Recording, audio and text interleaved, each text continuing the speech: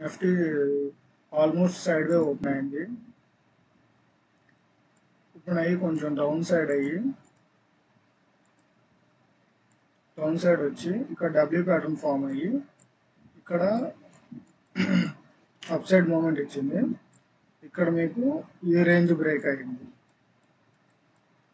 So నిఫ్టీలో trade చేసిన వాళ్ళు ఈ రోజులో కొంచెం వాలటాలిటీగా ఉంది.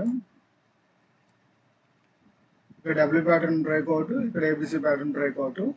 క్లోజింగ్ టైం వచ్చేసరికి మొత్తం రేంజ్లో నడిచింది. ప్రైస్ యాక్షన్ మొత్తం రేంజ్లో నడిచింది క్లోజింగ్ టైం. డైలీ టైం ఫ్రేమ్లో నిఫ్టీ క్యాండిల్ క్లోజింగ్ చూసుకునేసరికి డోజీ టైప్లో ఉంది. జనరల్గా ఇలా డోజీ క్యాండిల్స్ పడినప్పుడు market near to all time high కాబట్టి ఇక్కడ మీకు నార్మల్గా కన్సల్టేట్ అయ్యే ఛాన్సెస్ ఉంటాయి. కన్సల్టేట్ అయ్యి అప్ సైడ్ కానీ డౌన్ సైడ్ కానీ బ్రేక్అవుట్ ఇవ్వాలి.